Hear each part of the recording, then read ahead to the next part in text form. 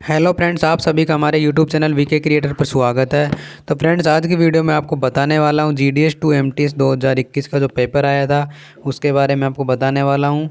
तो पंजाब सर्किल के पेपर के बारे में इस वीडियो में पूरा बताने वाला हूँ, जो कि 26 दिसंबर 2021 को आयोजित हुआ था। तो उस पेपर के जो भी डिपार्टमेंटली क्वेश्चन हैं उन क्वेश्चन के बारे में इस वीडियो में आपको बताऊँगा।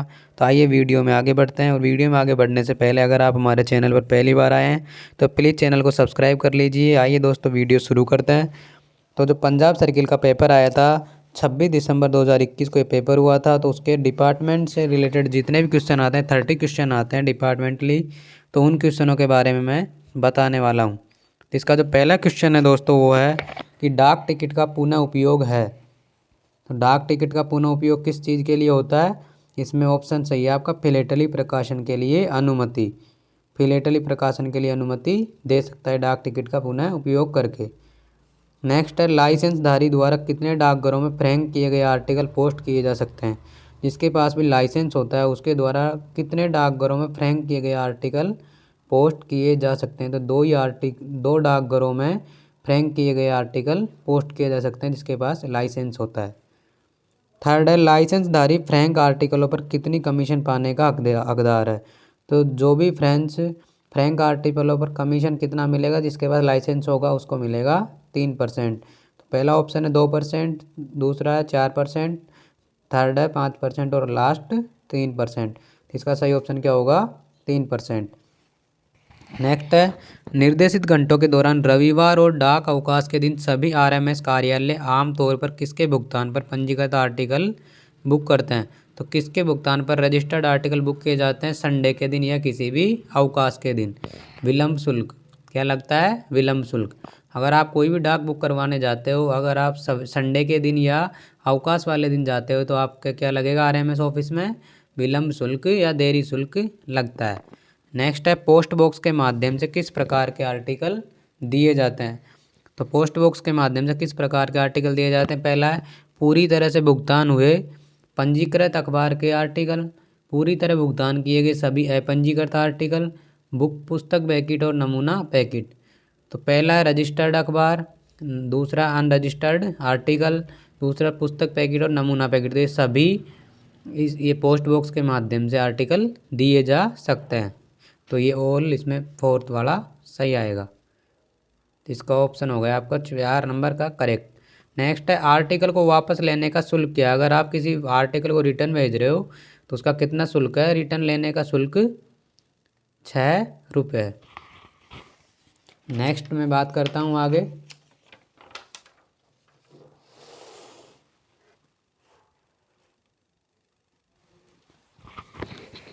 इसमें 7वें नंबर का क्वेश्चन है फ्रेंड्स, आईएनएस जहाज से सेवारत नौसेना कर्मचारियों के लिए मेल को संबोधित किया जाना चाहिए। तो जो आईएनएस जहाज से जो सेवारत उसमें जो कर्मचारी है उसके लिए मेल को संबोधित किससे किया जाना चाहिए? फ्लीट मेल कार्यालय। फ्लीट मेल कार्यालय इनके लिए अलग से ये ऑफिस होना चाहिए। नेक्स्ट है पोस्ट रेस्टेंट आर्टिकल क्या है? पोस्ट रेस्टेंट आर्टिकल फर्स्ट है मुझे संबोधित किया बुलाया जाने तक रखा जाए। मुझे संबोधित किया बुलाया जाने तक रखा जाए। नेक्स्ट है आगमन की प्रतीक्षा करने के लिए संबोधित किया जाए और डाकघर को संबोधित हो। तो ये तीनों ऑप्शन इसके सही है, सभी ठीक है। पोस्ट एंड रेस्टेंट आर्टिकल ये होते हैं कि मुझे संबोधित किया जाए, आगमन की प्रतीक्षा के लिए संबोधित किया जाए और डाकघर को भी संबोधित किया जाए। नेक्स्ट है निम्नलिखित में से कौन सा आर्टिकलों के लिए पुनः निर्देशन के विषय में सही है। तो पार्सल को बिना किसी शुल्क के उसी पोस्ट ऑफिस, उसी पोस्ट शहर एवं उसी डाकघर में पुनः निर्देशन की अनुमति है। तो कौन से आर्टिकलों को पुनः निर्देशन के विषय में सही है? बिना किसी शुल्क के उसी पोस्ट ऑफिस के उसी एरिया में उसका डिलीवर होना है तो उसके लिए पुनः निर्देशन की अनुमति है। नेक्स्ट है पते के प्रत्येक परिवर्तन दिए गए लिखित निर्देश कितने समय के लिए मान्य है। तो प्रत्येक परिवर्तन है लिखित जो रिटर्न एड्रेस है, रिटर्न जो भी उस पर निर्देश हो कितने समय के लिए मान्य है? 3 महीने के लिए। नेक्स्ट है जिन आर्टिकलों में प्रत्येक या प्राप्तकर्ता के पते अधूरे होते हैं जिससे वितरण असंभव हो जाते हैं उन्हें किसे भेजा जाता है? वापस पत्र कार्यालय, से कहते हैं आरएलओ। RLO रिटर्न लेटर ऑफिस, पुनः प्रेषण कार्यालय। नेक्स्ट है, निम्न में से कौन सी प्रथम श्रेणी डाक नहीं है? तो पत्र, पोस्ट कार्ड और पत्र कार्ड ये प्रथम श्रेणी की डाक है। तो जो अर्ध सहित है, अंध सहित, ये अपने प्रथम श्रेणी फर्स्ट मेल सीरीज में नहीं आती है। आगे बढ़ते हैं दोस्तों। नेक्स्ट है, पत्र का अधिकतम भार इससे अधिक नहीं होना चाहिए। जो आपका लेटर अगर आप बुक करवाते हो किसी पोस्ट ऑफिस से, तो उसका मैक्सिमम भार या मैक्सिमम वेट 2 kg से अधिक नहीं होना चाहिए। अगर 2 kg से अधिक होता है तो आपका किस में माना जाएगा? पार्सल में। पार्सल में उसकी बुकिंग होगी। नेक्स्ट है, निम्नलिखित पोस्ट कार्ड के साथ संलग्न कर सकते हैं।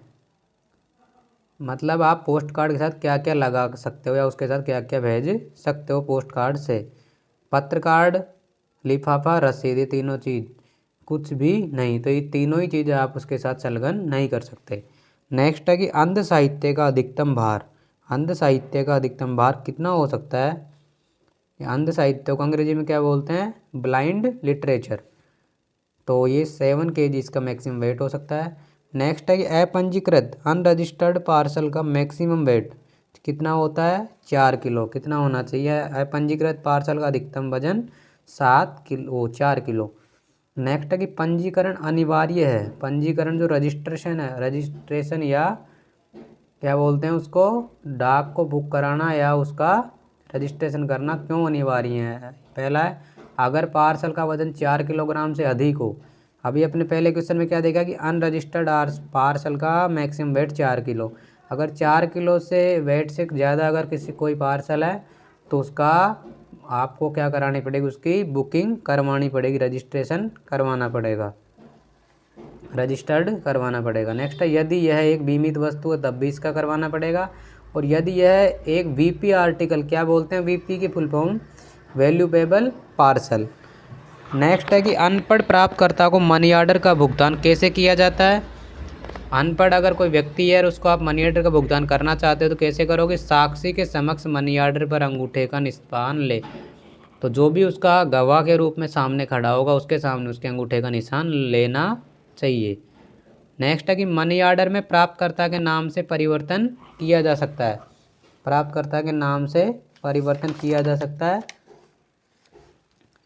तो इसका आगे देखते हैं, मनी ऑर्डर के नाम से कौन सा भुगतान किया जा सकता है। क्या क्वेश्चन था आपका? मनी ऑर्डर में प्राप्तकर्ता के नाम से परिवर्तन किया जा सकता है दूसरे कमीशन के भुगतान पर। इसमें दूसरे कमीशन का अगर भुगतान हो जाता है तो आप उसमें चेंज कर सकते हो। नेक्स्ट है, डाक जीवन बीमा के अंतर्गत कितने प्रकार की पॉलिसियाँ उपलब्ध है? तो डाक जीवन बीमा, इसे अंग्रेजी में कहते हैं PLI, पोस्टल लाइफ इंश्योरेंस। डाक जीवन बीमा के अंतर्गत कितने प्रकार की पॉलिसियाँ हैं? 6 प्रकार की पॉलिसियाँ होती है। नेक्स्ट है, अधिकतम राशि सम एश्योर्ड जिसके लिए डाक जीवन बीमा करवा सकते हैं। तो मैक्सिमम राशि कितनी? 50 लाख। तो PLI के लिए मैक्सिमम आपका जो पेमेंट आप कितने करवा सकते हो? PLI 50 लाख तक की। और जो RPLI होती है वो आप करवा सकते हो 10 लाख की। नेक्स्ट है, डीमैरेज चार्ज कितने दिन के बाद वसूल किए जाते हैं? 7 दिन के बाद वसूल किए जाते हैं। नेक्स्ट क्वेश्चन आपका, एक भारतीय पोस्टल ऑर्डर दूसरे कमीशन के बिना कितने महीनों के लिए वैध है? एक भारतीय जो पोस्टल ऑर्डर है, इंडियन पोस्टल ऑर्डर जिसे कहा जाता है IPO, दूसरे कमीशन के बिना कितने महीनों के लिए वैध है? 24 महीने, मतलब 2 साल के लिए वैध है, वैलिड है। नेक्स्ट है, ट्रांजिट मेल ऑफिस TMO किसकी इकाई है? रेलवे मेल सर्विस, रेलवे डाक सेवा का ये इकाई है। नेक्स्ट है, ट्रांजिट सेक्शन को परिभाषित करें। ट्रांजिट सेक्शन क्या होता है? ट्रांजिट सेक्शन रेलवे मेल सेवा का जो आपका ट्रेवलिंग ऑफिस होता है, रेलवे मेल सेवा का यात्रा कार्यालय, उसे कहते हैं ट्रांजिट सेक्शन। नेक्स्ट है, रेलवे मेल सेवा के रिकॉर्ड कार्यालय को इस नाम से भी जाना जाता है। तो रेलवे मेल सेवा का जो रिकॉर्ड कार्यालय होता है उसको किस नाम से जाना जाता है? रेलवे मेल सेवा का स्थिर कार्यालय के नाम से भी जाना जाता है। ऑप्शन कौन कौन से हैं? रेलवे मेल सेवा का रिकॉर्ड, रेलवे मेल सेवा का जलपान कक्ष, रेल सेक्शन का सम्मेलन कक्ष। इसमें आएगा रेल मेल सेवा का स्थिर कार्यालय। आगे बढ़ते हैं दोस्तों।